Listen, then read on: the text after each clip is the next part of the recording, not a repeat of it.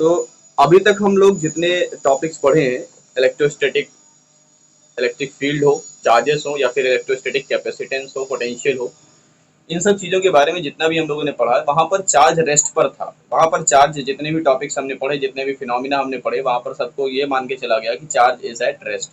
यानी charge rest पर होगा तो कौन कौन सी फिनोमिनास होते हैं, वो सारे फिनोमिनास, वो सारी प्रॉपर्टीज हमने पढ़ ली इलेक्ट्रोस्टैटिक्स के अंदर। अब यहाँ से हम पढ़ेंगे इलेक्ट्रोडायनेमिक्स। मतलब इलेक्ट्रिक जो चार्ज होगा, चार्ज अब मोशन में आएगा। तो चार्ज अगर मोशन में होगा तो कौन कौन सी प्रॉपर्टीज होंगी, कौन कौन सी घटनाएं होंगी, कौन कौन से फिनोमिना होंगे, उनकी क्या क्या प्रॉपर्टीज होंगी, वो सब चीजें अब हम पढ़ने वाले हैं इलेक्ट्रोडायनेमिक्स में। अभी तक हम लोग पढ़ रहे थे इलेक्ट्रोस्टैटिक्स, अब हम पढ़ेंगे इलेक्ट्रोडायनेमिक्स। यानी इलेक्ट्रिसिटी, करंट इलेक्ट्रिसिटी आप कह सकते हो, फिजिक्स की वो ब्रांच है जिसमें हम स्टडी करते हैं चार्जेस के मोशन के बारे में। तो study the motion of charge is called current electricity, या आप इस तरह से डेफिनेशन कह सकते हो करंट इलेक्ट्रिसिटी की। अगर बात हम कर रहे हैं करंट और इलेक्ट्रिसिटी की, जैसे यहाँ पे करंट इलेक्ट्रिसिटी चैप्टर का नाम है भी, तो सबसे पहला आपके मन में डाउट आएगा कि व्हाट इज करंट, करंट क्या है। तो जाहिर सी बात, मैंने अभी बताया कि चार्जेस का फ्लो होना, अगर चार्जेस चलने लगे, स्टार्ट हो जाए मोशन में, तो किसी भी कंडक्टर के थ्रू, किसी भी कंडक्टर में चार्जेस किस रेट से फ्लो हो रहे हैं, चार्जेस किस रेट से फ्लो हो रहे हैं, इसी को कहा जाता है इलेक्ट्रिक करंट। इलेक्ट्रिक करंट का मतलब the rate of flow of charge in a conductor is called electric current. तो व्हाट इज करंट, करंट की डेफिनेशन क्या होगी, आप इसको इलेक्ट्रिक करंट भी लिख सकते हैं। तो इलेक्ट्रिक करंट की डेफिनेशन होगी the rate of flow of charge,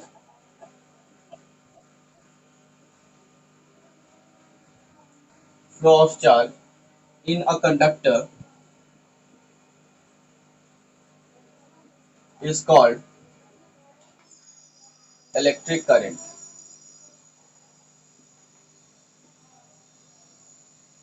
It is denoted by, it is denoted by small I से भी कई लोग डिनोट करते हैं, कई लोग कैपिटल आई से डिनोट करते हैं। फिलहाल मैं स्मॉल आई लिख रहा हूँ, स्मॉल आई से डिनोट करते हैं। आप यहाँ लिख लीजिए small I, and small I is equals to Q by T. The rate of flow of charge with respect to time is called electric current. किसी भी कंडक्टर में किस रेट से चार्जेस फ्लो हो रहे हैं, समय के साथ कितने चार्जेस फ्लो हो रहे हैं, number of charges flowing in current per second, number of charges flowing in a conductor per second में कितने चार्जेस फ्लो हो रहे हैं, that is called electric current. And electric current की यूनिट क्या होती है, सभी को पता होगी मेरे ख्याल से। ये एक बेसिक क्वांटिटी है, और बेसिक क्वांटिटी की बेसिक यूनिट होती है फंडामेंटल क्वांटिटी है, फंडामेंटल यूनिट होगी। आप लोगों ने 11th क्लास में पढ़ा है, 9th क्लास में भी पढ़ा है, fundamental quantities and there fundamental units. तो उसमें से आपको 7 में से एक ये भी मिला होगा इलेक्ट्रिक करंट, जिसकी यूनिट होती है ampere. Ampere is the basic unit of current. इससे छोटी यूनिट भी होती है, इससे बड़ी यूनिट भी होती है। छोटी यूनिट हो सकती है मिली एम्पियर, माइक्रो एम्पियर, और बड़ी यूनिट हो सकती है मेगा एम्पियर। बहुत सारी चीजें हैं यहाँ से, है ना। अब क्वांटिटी कैसी है, it is a vector quantity और scalar quantity. Then we can say that कि करंट इज अ, ऐसे लिख लीजिए, it is a scalar quantity, it is a scalar quantity. Paper में कई बार पूछा गया, why you can say that current is an scalar quantity, current is a scalar quantity, is an नहीं, sorry.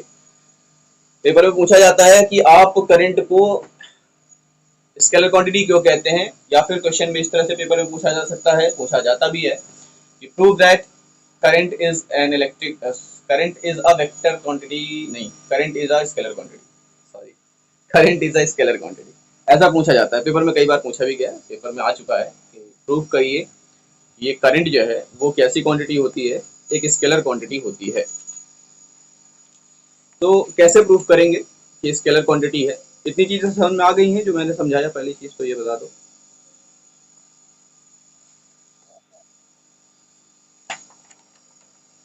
किसी को कोई दिक्कत है इतनी चीज समझने में, ना समझ में आया हो।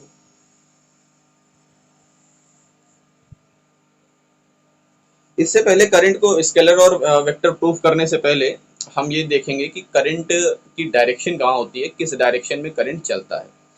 तो करंट की डायरेक्शन कैसी होगी?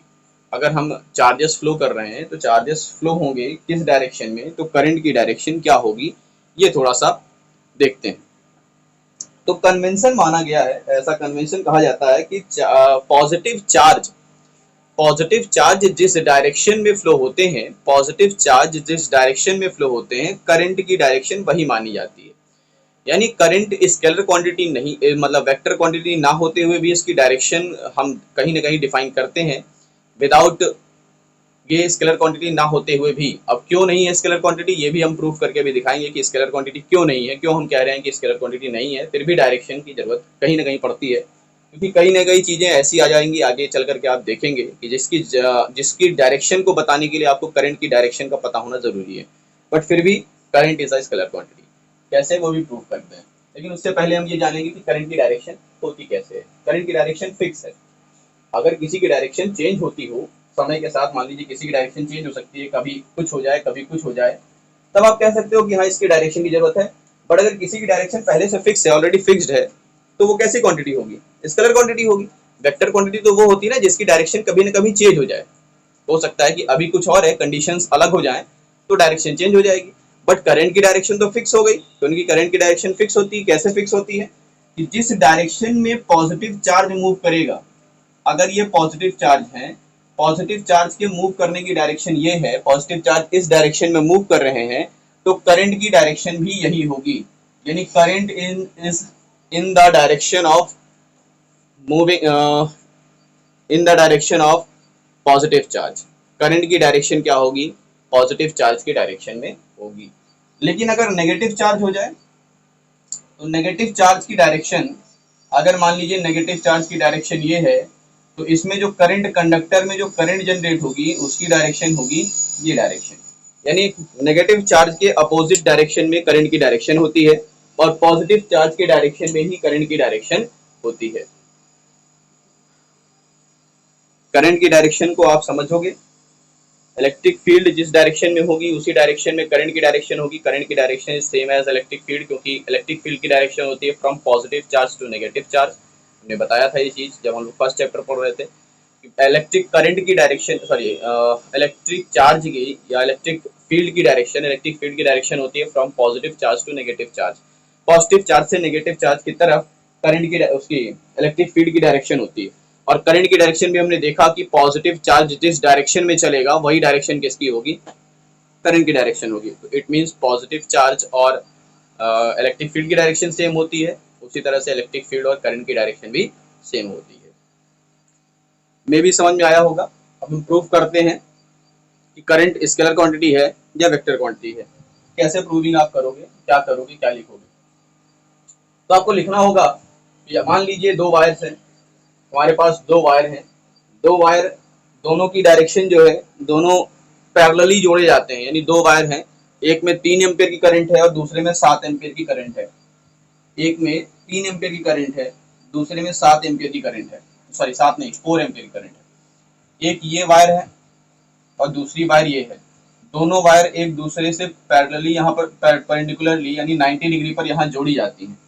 इस पर करंट आ रहा है 4 एम्पीयर का और इस पर करंट आ रहा है 3 एम्पीयर का। इन दोनों को परपेंडिकुलरली ला करके यहाँ पे जोड़ दिया गया और यहाँ से एक सीधी वायर निकाल दी गई जिसमें कुछ न कुछ करंट पास करेगा, यहाँ पर कुछ न कुछ करंट पास करेगा। तो हमने क्या किया, एमीटर लगा दिया। एमीटर एक ऐसा इंस्ट्रूमेंट है जो करंट की वैल्यू को मेजर करता है। करंट की वैल्यू को मेजर करने के लिए हमने एमीटर लगा रखा है। हमने एमीटर यहाँ पर भी लगा रखा था, जहाँ पे करंट आ रही थी हमने एमीटर से मेजर कर लिया था कि 4 एम्पीयर की करंट है। यहाँ पर भी हमने एमीटर लगा रखा था जिससे हमने मेजर कर लिया कि ये 3 एम्पीयर की करंट है। आप ऐसे लगा सकते हो, ampere, A for ammeter, A for ammeter. Ammeter is a device which is used to measure the current in a circuit. तो यहाँ पर 3 एम्पीयर की करंट थी, यहाँ पर 4 एम्पीयर की करंट थी। फिर हमने यहाँ पर भी क्या लगा दिया, एक एमीटर लगा के मेजरमेंट कर लिया करंट को। अब यहाँ पर हमने एमीटर मेजरमेंट किया तो एमीटर क्या रीडिंग बता रहा है, एमीटर रीडिंग बता रहा है भाई 7 एम्पीयर। एमीटर ने कितनी रीडिंग बताई, एमीटर ने रीडिंग बताई 7 एम्पीयर की रीडिंग बताई। अगर हम देखें तो 3 और 4 को जोड़ने पर, 3 और 4 को डायरेक्टली जोड़ने पर, 3 और 4 को ऐड करने पर क्या आता है, 7 एम्पियर आता है। ये कौन सा एड कहलाता है? ये एडिशन कहलाता है scalar addition. It is known as algebraic addition, या आप कह सकते हो स्केलर एडिशन। अगर वेक्टर एडिशन होता तो हम जानते हैं वेक्टर एडिशन किस तरह से किया जाता है। अगर एक वेक्टर क्वांटिटी और दूसरी वेक्टर क्वांटिटी के बीच का एंगल, एक वेक्टर क्वांटिटी मान लो दोनों के बीच का एंगल 90 डिग्री है, एक वेक्टर क्वांटिटी ए है, दूसरी वेक्टर क्वांटिटी बी है, तो दोनों वेक्टर क्वांटिटी का जो सम होगा उसका रिजल्टेंट का फॉर्मूला होता है under root A square plus B square plus 2ab cos theta. It is the formula of vector addition of two vectors leaning at angle 90 degree. अगर 90 डिग्री के बीच में दो वेक्टर्स लाई करते हैं तो उनके एडिशन का ये फॉर्मूला होता है। cos 90 की वैल्यू अगर हम पुट कर दें तो cos 90 की वैल्यू 0 होती है। It means under root A square plus B square ये वैल्यू मिलेगी। और अगर हम वैल्यू पुट करें अकॉर्डिंग टू दिस क्वेश्चन, दोनों के बीच में एंगल 90 डिग्री का था, 3 एम्पियर और 4 एम्पियर पुट करते हैं तो 3 का स्क्वायर 9 हो जाएगा, 4 का स्क्वायर 16 हो जाएगा। इट मींस अंडर रूट 25 और आंसर कितना आना चाहिए था? 5 एम्पियर आना चाहिए था। यानी अगर ये रीडिंग एमीटर हमें रीडिंग 5 एम्पियर बताता तो इसका मतलब ये होता कि 3 एम्पियर और 4 एम्पियर का सम वेक्टर सम हुआ है। बट ये एमीटर 7 एम्पियर की रीडिंग बता रहा है, इसका मतलब है कि 3 एम्पियर और 4 एम्पियर का जो सम हुआ है वो कौन सा सम हुआ है? स्केलर सम हुआ है। स्केलर सम हुआ है, इसका मतलब ये क्वांटिटीज कैसी रही होंगी? स्केलर क्वांटिटी रहेंगी। Hence proved current is a scalar quantity. इस तरह से प्रूव होता है कि करंट क्या है? स्केलर क्वांटिटी है, क्योंकि इन दो करंट्स का सम जो कर रहे हैं वो कैसा आ रहा है, रिजल्ट हमें कैसा मिल रहा है? स्केलर सम मिल रहा है। अगर वेक्टर सम मिलता 5 एम्पियर रिजल्ट अगर आता तो हम कह देते बिल्कुल 3 जो करंट होती है वो वेक्टर क्वांटिटी होती है। बट हमें प्रूफ क्या मिला कि करंट एक स्केलर क्वांटिटी है। समझ में आया? चलिए एक क्वेश्चन करते हैं थोड़ा सा। जो हम लोगों ने अभी एक फॉर्मूला पढ़ा I is equal to Q upon T, ये फॉर्मूला पढ़ा हम लोगों ने। I is equal to Q upon T, ये फॉर्मूला पढ़ा ना। इसी बेसिस पर एक न्यूमेरिकल करते हैं, देखते हैं कैसे न्यूमेरिकल सॉल्व होगा। ठीक है, देखा जाए।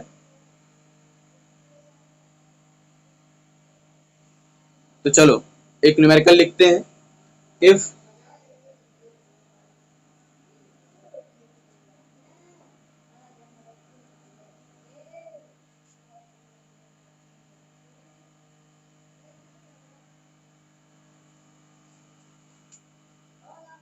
क्वेश्चन है if 2.25 into 10 to the power 20, if 2.25 into 10 to the power 20 electrons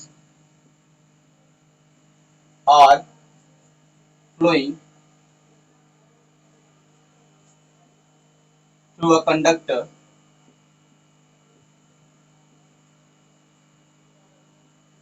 in 1 minute, then calculate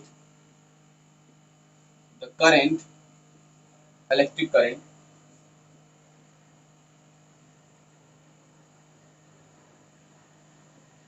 through the conductor।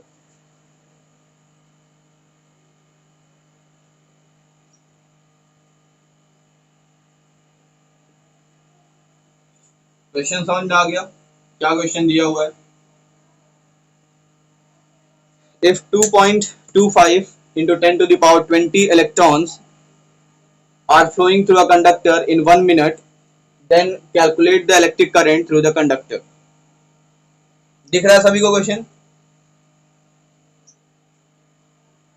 बहुत इजी है, बहुत इजी है क्वेश्चन, बहुत इजी है भाई। क्यू हमें नहीं दिया, हमें फॉर्मूला क्या पता है कि Q I is equal to क्या होता है? करंट क्या होता है? Current is equal to, solution कर रहे हैं, आई इज इक्वल टू क्या होता है? क्यू बाई टी होता है, क्यू बाई टी होता है। I is equal to Q by T होता है। आई की वैल्यू होती है, हमें क्यू की वैल्यू नहीं दिया गया क्योंकि कहीं पर भी कूलाम नहीं लिखा हुआ है, इतने चार्जेस नहीं लिखे कि if this how many charges, charges नहीं लिखे हैं। यहाँ पे साफ साफ लिखा हुआ है इफ इतने इलेक्ट्रॉन्स आर फ्लोइंग, इतने इलेक्ट्रॉन्स आर फ्लोइंग, चार्जेस नहीं लिखा, इतने चार्जेस नहीं लिखा। अगर चार्जेस लिखा होता तो हम क्यू की वैल्यू ये पुट कर देते, तो क्यू इज इक्वल टू ये हो जाता। बट यहाँ पर क्या दिया है? इतने electrons are flowing through a conductor, इतने इलेक्ट्रॉन्स कंडक्टर के से फ्लो हो रहे हैं 1 मिनट में। इन 1 मिनट, यानी टाइम हमें दिया हुआ है, टाइम दिया 1 मिनट, 1 मिनट को हम सेकंड में कन्वर्ट करेंगे तो 60 सेकंड्स आ जाएगा, 60 सेकंड्स आ जाएंगे। अब Q की वैल्यू हमें फाइंड करनी होगी, विदाउट Q की वैल्यू हम इस वैल्यू को सॉल्व नहीं कर सकते। तो वी नो दैट, इससे पहले हम लोगों ने पढ़ा था फर्स्ट चैप्टर में क्वांटनाइजेशन ऑफ चार्ज, वहां पर मैंने एक फॉर्मूला बताया था Q is equal to NE। यहाँ से हम देखेंगे Q हमें मिल सकता है अगर हमें N की वैल्यू पता हो जाए, क्योंकि E तो हमें डेफिनेटली पता है, E की वैल्यू 1.6 इंटू 10⁻⁻19 होती है, ये सब जानते हैं। अगर हमें N की वैल्यू पता चल जाए तो हम Q की वैल्यू आसानी से निकाल सकते हैं। तो भाई N की वैल्यू आपको दिया तो है, नंबर ऑफ इलेक्ट्रॉन दिया तो है, तो आप क्या करो, Q इक्वल्स टू NE लगा दो, Q equals to N into E लगा दो। तो Q की वैल्यू आपको आ जाएगी 2.25 into 10⁻20 into 1.6 into 10⁻⁻19 divided by 60। लीजिए भाई, कुछ हद तक आपका क्वेश्चन सॉल्व हो गया। अब आपको करना क्या है, इसको कैलकुलेट करना है, बस बड़ा आसान हो जाएगा। अब तो कैलकुलेट कर लोगे मेरे ख्याल से, कैलकुलेशन हो जाना चाहिए, कुछ करना नहीं है इसमें, सबको मल्टीप्लाई करना है, 10⁻1 आ जाएगा यहाँ पे, क्योंकि 10⁻20 है, यहाँ पे 10⁻⁻19 है, इसको सॉल्व कर लेना। मेरे ख्याल से अब आ जाना चाहिए, मेरे बताने की जरूरत नहीं पड़ेगी अब इसको।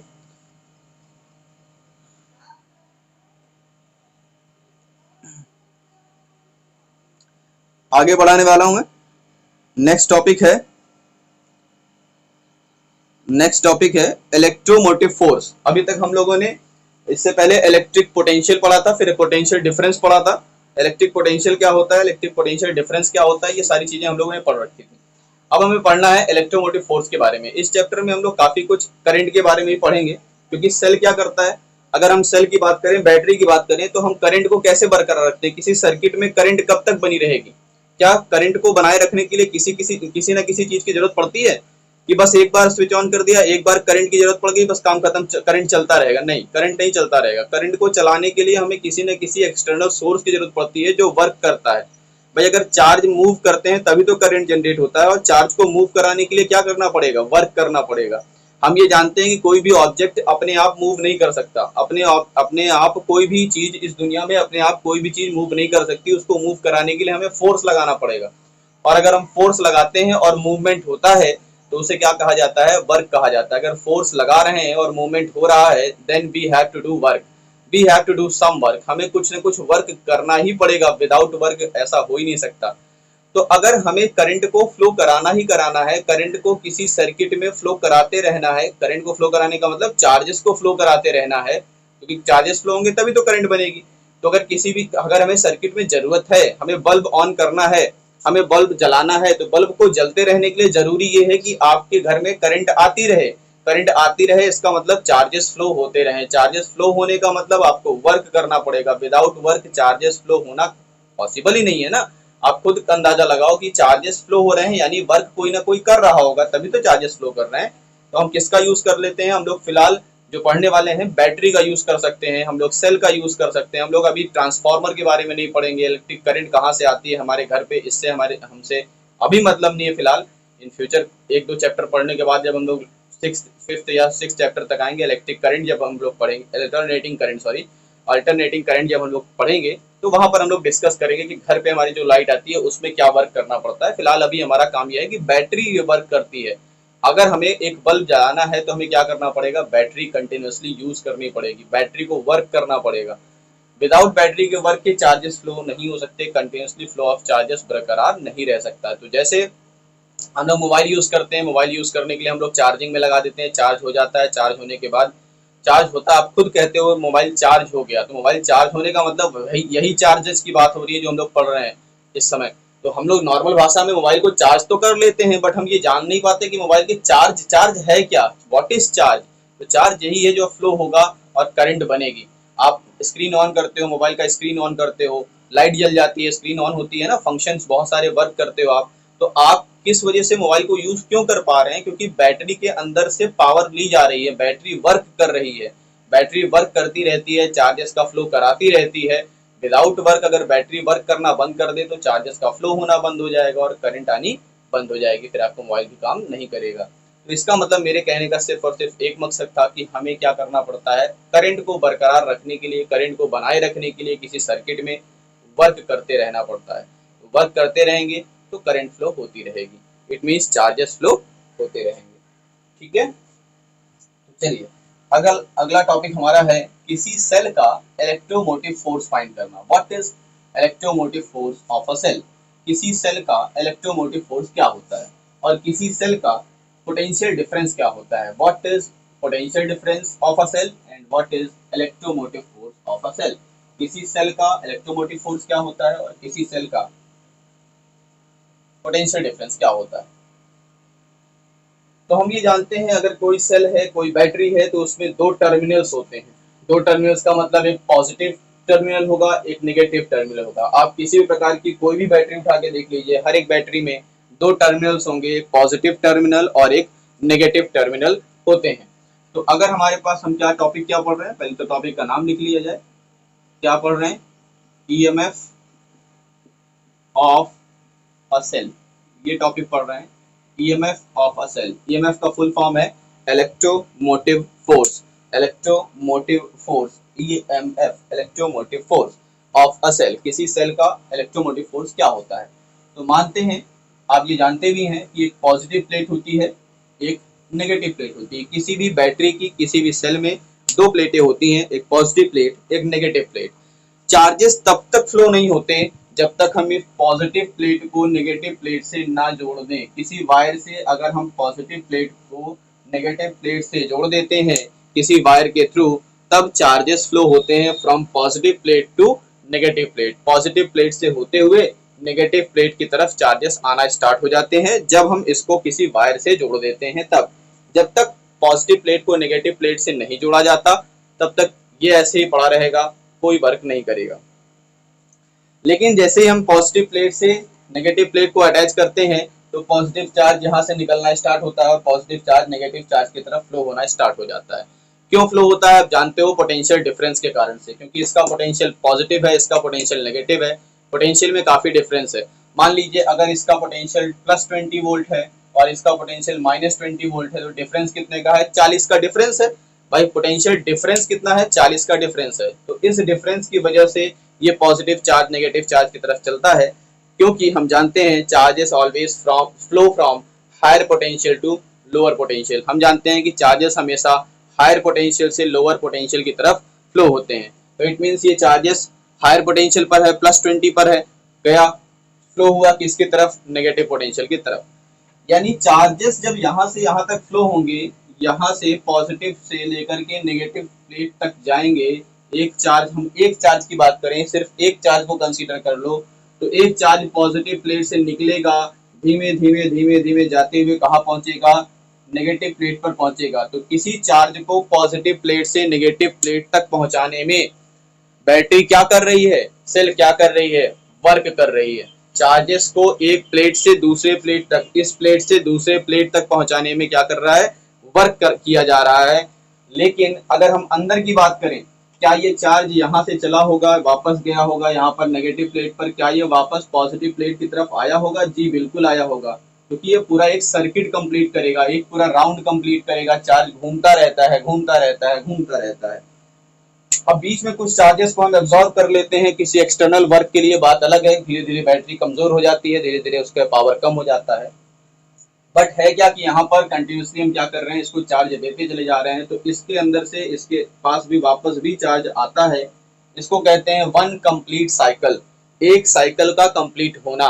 तो एक चार्ज यानी यूनिट चार्ज को पूरे सर्किट में मूव कराने के लिए, पूरी सर्किट में मूव कराने के लिए, वन होल साइकिल मूव कराने के लिए बैटरी को जितना वर्क करना पड़ता है, which is known as electromotive force of a cell, उस सेल की इलेक्ट्रोमोटिव फोर्स कहलाती है। तो आप इलेक्ट्रोमोटिव फोर्स को कह सकते हो work done on moving a unit charge in a whole circuit is called electromotive force of a cell. किसी सेल के द्वारा किया गया वो कार्य जो किसी यूनिट चार्ज को पूरे सर्किट में मूव कराता है, इलेक्ट्रोमोटिव फोर्स कहलाता है उस सेल का। बट अगर हम पॉजिटिव प्लेट से नेगेटिव प्लेट तक की ही बात करें, अगर हम पॉजिटिव प्लेट से नेगेटिव प्लेट तक की ही बात करें, तो पॉजिटिव प्लेट से नेगेटिव प्लेट तक चार्ज को फ्लो कराने के लिए जितना वर्क करना पड़ता है, which is known as potential difference of that cell, उसे उस सेल की पोटेंशियल डिफरेंस कहेंगे। इलेक्ट्रोमोटिव फोर्स में और पोटेंशियल डिफरेंस में बस थोड़ा सा ही फर्क है। इलेक्ट्रोमोटिव फोर्स यहाँ से स्टार्ट होता है, वापस से जाकर के यहीं पर खत्म होता है, यानी एक कंप्लीट साइकिल में। लेकिन इलेक्ट्रिक पोटेंशियल डिफरेंस क्या होता है, एक प्लेट से दूसरे प्लेट तक के लिए होता है। प्लेट के अंदर की बात नहीं होती, यानी सेल के अंदर चार्जेस मूव कर रहे हैं, उसमें जो वर्क हो रहा है वो जाएगा किसमें ऐड होने, इलेक्ट्रोमोटिव फोर्स में। वो इलेक्ट्रिक पोटेंशियल डिफरेंस में ऐड नहीं होता। इलेक्ट्रिक पोटेंशियल डिफरेंस का मतलब एक प्लेट से दूसरे प्लेट तक, यानी पॉजिटिव टर्मिनल से नेगेटिव टर्मिनल तक चार्ज को मूव कराने में जितना वर्क करना पड़ता है वो सेल की इलेक्ट्रिक पोटेंशियल डिफरेंस कहलाती है। लेकिन अगर चार्जेस को पॉजिटिव प्लेट से नेगेटिव प्लेट और फिर वापस नेगेटिव प्लेट से पॉजिटिव प्लेट तक पहुंचाना है, जिसका मतलब होता है कंप्लीट होल साइकिल, एक होल साइकिल को एक कंप्लीट साइकिल घुमाने के लिए चार्ज को जितना बैटरी को जितना वर्क करना पड़ेगा या सेल को जितना वर्क करना पड़ेगा वो वर्क इलेक्ट्रोमोटिव फोर्स कहलाता है। समझ में आया?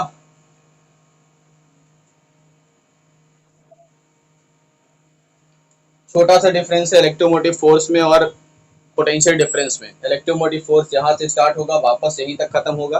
पोटेंशियल डिफरेंस यहाँ से स्टार्ट होगा, यहाँ तक खत्म हो जाएगा। ये छोटा सा डिफरेंस है इलेक्ट्रोमोटिव फोर्स और इलेक्ट्रिक पोटेंशियल में। इट मींस अगर किसी बैटरी का ईएमएफ की बात करो और किसी बैटरी के पोटेंशियल डिफरेंस की बात कीजिए, तो बड़ा कौन होगा, पोटेंशियल डिफरेंस या ईएमएफ? बिल्कुल सही बात। EMF is always greater than potential difference. Always greater than तो नहीं कह सकते, कई बार ये ग्रेटर देन नहीं होता, कई बार ये ग्रेटर देन हो सकता है। कब ग्रेटर नहीं होता, कब ग्रेटर हो सकता है, बिल्कुल देख सकते हैं आप। तीन कंडीशंस होती हैं, या तो आप सेल को चार्ज कर रहे होगे, सेल की चार्जिंग कंडीशन चल रही होगी, या सेल की डिस्चार्जिंग कंडीशन चल रही होगी। आप सेल को डिस्चार्ज कर रहे होगे, सेल को डिस्चार्ज करने का मतलब आप सेल को यूज कर रहे होगे, या फिर नॉर्मल सेल रखा होगा ना, उसको मतलब उसको सर्किट में हमने अटैच ही नहीं किया, हमने वायर जोड़ी ही नहीं, ऐसे रखा हुआ है, ये सेल ऐसे रखा हुआ है। ये तीन कंडीशन हो सकती है।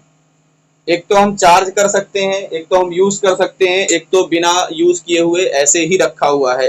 तीन कंडीशंस हो सकती हैं।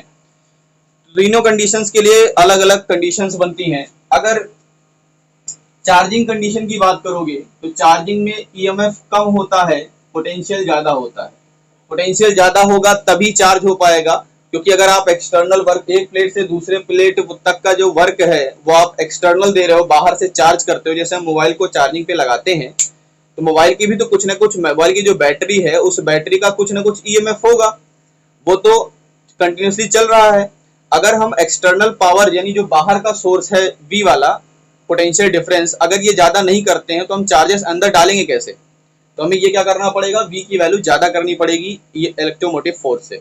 और अगर हम डिस्चार्ज कर रहे होते हैं, डिस्चार्ज करने का मतलब जब हम सेल को यूज कर रहे होते हैं, उस कंडीशन पर इलेक्ट्रोमोटिव फोर्स पोटेंशियल डिफरेंस से बड़ा होता है। और जब हम यूज नहीं कर रहे होते, ना चार्ज कर रहे होंगे ना डिस्चार्ज कर रहे होंगे, किसी भी वायर से जोड़े भी नहीं होंगे, ऐसे ही रखा होगा सेल, तो उस कंडीशन पर इलेक्ट्रोमोटिव फोर्स जो है वो पोटेंशियल डिफरेंस के बराबर हो जाती है। मे भी समझ में आ गया होगा इलेक्ट्रोमोटिव फोर्स की कहानी कैसे बनती है।